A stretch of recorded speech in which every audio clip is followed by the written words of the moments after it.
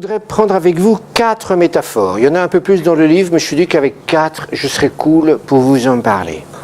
Il y en a que vous connaissez, un peu au moins, et puis il y en a d'autres que j'ai élaborés moi-même. Le château et les paquets de neurones, je les ai élaborés, je les déflore avec vous ce soir. On verra ça. Mais tout d'abord, le fleuve. Alors le fleuve. Donc c'est important pour le narrateur qui décrit l'aventure de nos 4 héros parce qu'il a installé sa maison au bord du fleuve. C'est le fleuve du temps. Ce sont les eaux du temps. Et donc le fleuve est le symbole par excellence du temps qui s'écoule. Il ne suffit pas d'écrire le temps, puisque, autant le dire tout de suite, au niveau de la nature du temps, je ne sais toujours pas, à la fin du livre, ce que c'est que le temps. Personne ne sait ce que c'est que le temps. Vous connaissez sans doute la très belle phrase de Saint-Augustin, si on me demande, je me demande ce que c'est que le temps pour moi, je le sais, j'en ai une perception intuitive. Si on me demande de l'expliquer, je ne sais pas. Voilà, et Saint-Augustin en est tout désespéré. Donc le fleuve, symbole du temps qui s'écoule, et symbole de la condition humaine par rapport au temps avec 4 I. Alors, vous qui avez bien sûr lu le métier de coach en long, en large et en travers, vous vous souvenez peut-être de ce petit passage sur Prince Crapaud Masque, sur les 4 I. Ce ne sont pas les mêmes I que j'ai repris ici. Il y en a un que j'ai changé parce que celui qui était dans mon livre, qui vient du schéma de Carlo Moiso, le 4e, c'est l'inadéquation aux besoins. Mais au niveau du temps, ça n'avait pas beaucoup de sens. Par contre, je me suis assez rapidement rendu compte qu'il y avait un I du temps, un autre I du temps qui, lui, était immédiate, qui nous parlait de notre naissance à notre mort, qui était l'impossibilité de tout faire. Donc, qu'est-ce que c'est que ces 4 I ?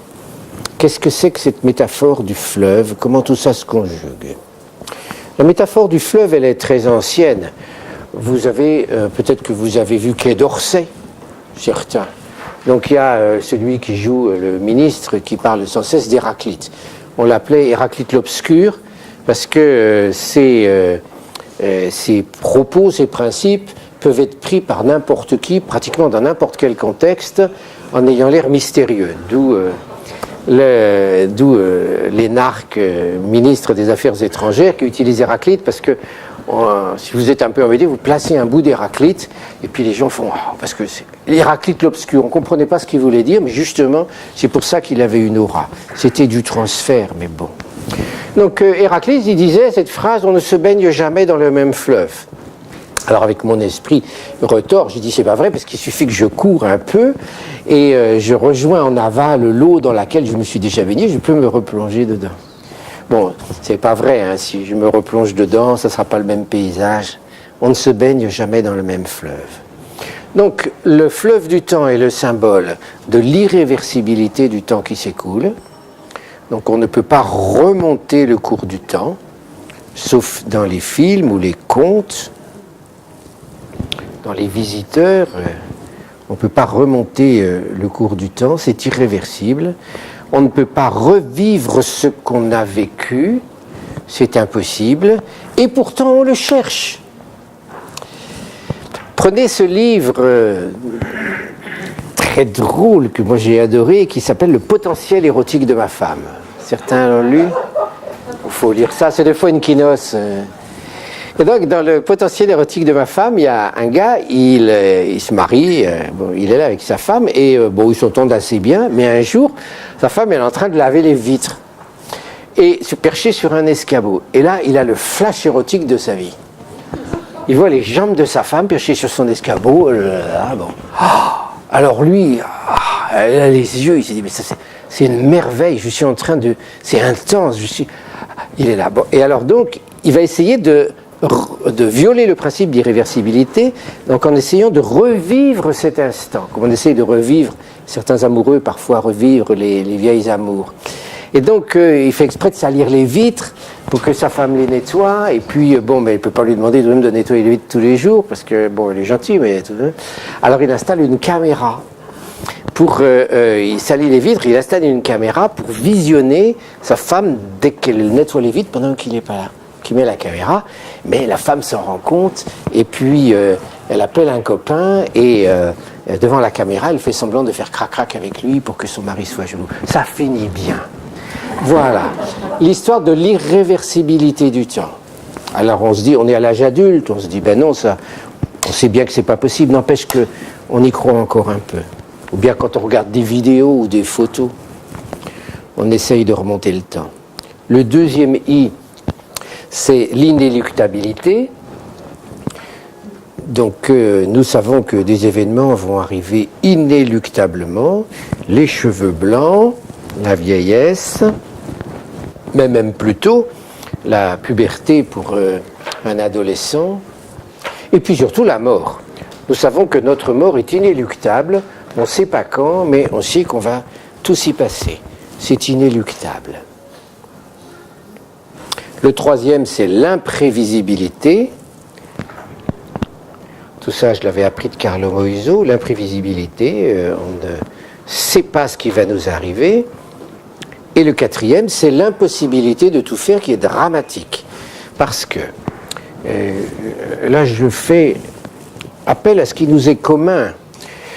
Par votre travail thérapeutique, par tout votre développement personnel, par votre progression personnelle, vous avez, je pense, pour beaucoup, j'imagine tous ou presque, il y a un champ de potentiel qui s'ouvre, c'est-à-dire que des choses qu'on n'osait pas faire avant deviennent possibles, on se découvre des talents ignorés, on se découvre des envies d'aller découvrir des mondes qu'on ne connaissait pas, bref, on a envie de faire tout un tas de choses. Et on ne peut pas. On ne peut pas tout faire, c'est pas possible. Et plus on est développé, plus on a talent, plus on exerce de talent, eh bien, plus on est face à cette limite, c'est-à-dire qu'il faut choisir, il faut renoncer à des domaines de vie où on serait bon, on serait peut-être même excellent. Et il faut y renoncer, parce qu'il y a des domaines de vie où c'est plus prometteur, c'est plus fécond, c'est plus fécond pour soi, pour les autres, et donc il faut renoncer. Et c'est déchirant. C'est pas simplement une question de priorité au jour le jour, c'est aussi une question de choix de vie. On ne peut pas tout faire. Or, j'anticipe, mais le temps de notre époque, auquel j'ai beaucoup réfléchi, le temps de notre époque ravive en nous la pensée magique du petit enfant qui s'imagine qu'il va pouvoir faire un tas de trucs, et donc on rentre dans de la toute-puissance, dans la pensée magique, parce que là, on a cette espèce d'idéal de vie intense, à tous les moments, pleine, où on fait tout un tas de trucs dans des tas de domaines, et on dit c'est ça une vie réussie. Et donc, et la technique moderne le permet, ça, enfin elle le permet beaucoup plus. C'est-à-dire que par les liens qu'on peut avoir avec les gens très faciles, par l'acquisition facile de biens matériels, enfin, vous voulez un truc informatique, vous allez, comment il s'appelle le magasin informatique à côté là Surcouf, voilà, vous allez à Surcouf, non mais vous avez tout de suite, vous commandez, je sais pas quoi, un jouet pour votre gamin, vous l'avez le lendemain, si vous l'avez le 3 jours après, vous rouspétez. Enfin, donc on a une espèce de bouffée d'apport matériel, technologique, qui nous fait croire que beaucoup de choses sont possibles, ce qui est vrai, mais ce qui nous oblige encore plus à renoncer. Donc l'impossibilité de tout faire. Et le fleuve, pour finir, je vais finir. Le fleuve, il a encore, à mon avis, 2 intérêts que l'un que j'ai découvert tout de suite en écrivant le livre, c'est que pour nous coachs, le fleuve est aussi le symbole du passage. Et donc tout de suite quand j'ai écrit le livre, je me suis vu en barque, je me suis dit mais ça serait tellement bien que je puisse prendre ma barque et accompagner les personnes sur l'autre rive, donc les accompagner dans leur chemin du temps, sur le fleuve du temps vers l'autre rive, pour aller là où elles veulent aller. Donc ça, c'est l'essence ici du coaching. Donc cette métaphore de la traversée du fleuve, en dépit de l'imprévisibilité, de l'inactivité, de tout ça, Donc cette image du fleuve forte à ce point de vue-là, et ce que j'ai découvert à la fin, grâce un peu à toi, Claire, mais c'est aussi l'image des tourbillons, dont je reparlerai tout à l'heure. Des tourbillons. C'est-à-dire que c'est pas un fleuve tranquille, le fleuve du temps. Il y a des tourbillons qui font que nous nous mettons à tourner en rond dans des problèmes, à y perdre de l'énergie, à y perdre du temps, sans pouvoir passer sur l'autre rive. Et donc, j'ai fait assez vite, quand j'ai pensé à ça, à cette métaphore, sous-métaphore, j'ai pensé évidemment au concept de scénario en analyse transactionnelle, au fait qu'on répète les mêmes scénarios, les mêmes événements pour renforcer ses croyances. On en parlera à la fin. Alors, ces 4 I, cette condition humaine, c'est quelque chose qui est dramatique, qui peut nous mettre dans l'angoisse, et en même temps, quand on les aborde, les 4, j'ai déjà plusieurs témoignages de personnes qui m'ont dit, mais en même temps, quand on aborde les 4 en même temps, c'est presque comme si on était soulagé. C'est comme si on voyait notre condition humaine et qu'on se disait, ben oui, qu'on pouvait aussi l'accepter parce qu'on la cernait mieux.